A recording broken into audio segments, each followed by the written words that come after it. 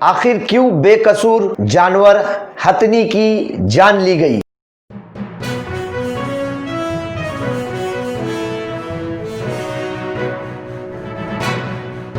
मैं अफराहिम मीर, आज का महानगर में आपका स्वागत है। भारत के राज्य केरल में स्थित मलप्पुरम परिसर में एक गर्भवती हथनी को पटाखे और बारूद से भरकर एक अनानास खिलाया गया, जो उसके मुंह में जाकर विस्फोट हुआ, जिससे हथनी के जबड़े फट गए, मुंह में उसके छाले आ गए, दाने पड़ गए। हथनी अपनी मुंह की पीड़ा को लेकर क्षेत्र के छोटे तालाब में 3 दिनों तक अपनी पीड़ा को सहन करती रही। उसके बाद उसने दम तोड़ दिया। 3 दिनों तक ये बेजुबान जानवर वही तालाब में अपने मुंह की तकलीफ को ठंडे पानी से सहन करता रहा, बिना खाए पिए अपनी इस पीड़ा से संघर्ष करती रही, परंतु बच ना पाई। ये खबर सोशल मीडिया पर इतनी वायरल हो गई, जिससे पूरा देश गुस्से में आ गया। सोशल मीडिया पर भारत की मशहूर हस्तियों ने भी अपनी नाराजगी जताई। किसी ने इसे कायरतापूर्ण बात कही, तो किसी ने इसे हत्या करार दिया। अलग अलग प्रकार की बातें और दोष लगाए जा रहे हैं, और ये सही भी है, क्योंकि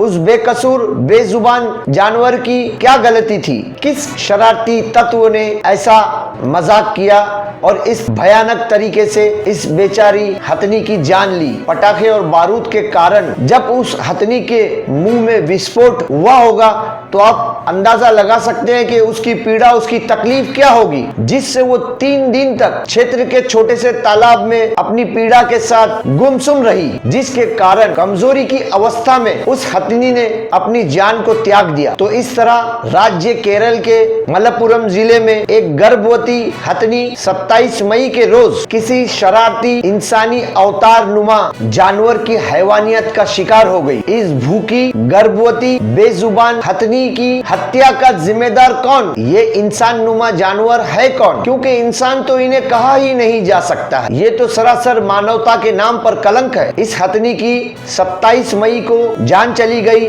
परंतु इसका विस्फोट 1 से 2 सप्ताह पहले हुआ था, ऐसा जानकारों से हमें सूचना मिली थी। जब प्रशासन को इस बात का पता चला क्षेत्र के लोगों द्वारा, तब प्रशासन उस हथनी को तालाब से निकालने का बहुत प्रयास किया, परंतु वो हथनी तालाब से बाहर नहीं आ रही थी। प्रशासन को उसके घावों के बारे में पता चला, तो प्रशासन ने अपनी तरफ से बहुत प्रयास किया, परंतु वो बाहर नहीं आई। वो बाहर आई तो उसने अपनी जान को त्याग दिया, क्योंकि उस हथनी ने एक बार इंसानों पे भरोसा किया, अब वो बार बार इंसानों पे भरोसा नहीं कर सकती थी। इसलिए प्रशासन ने ट्रेन हाथियों के आधार पर उस गर्भवती हथनी को तालाब से बाहर निकालने का बहुत प्रयास हुआ, परंतु वो नहीं निकली, और निकली तो उससे पहले उसने अपनी जान को त्याग दिया था। ऐसे अज्ञात लोगों के विरोध में कानूनी कार्रवाई होनी चाहिए। केरल के राज्य की सरकार ऐसे लोगों को ढूंढकर कड़ी से कड़ी कार्रवाई इन लोगों के विरोध में करनी चाहिए। जानवरों के प्रति भारत के संविधान में जो भी आईपीसी की धारा है, सारी धाराओं के तहत इन जैसे लोगों को सजा देनी चाहिए, तभी जाकर इस बेजुबान हथनी को न्याय मिल सकेगा। ये थी हमारी केरल के मलप्पुरम जिले में गर्भवती हथनी की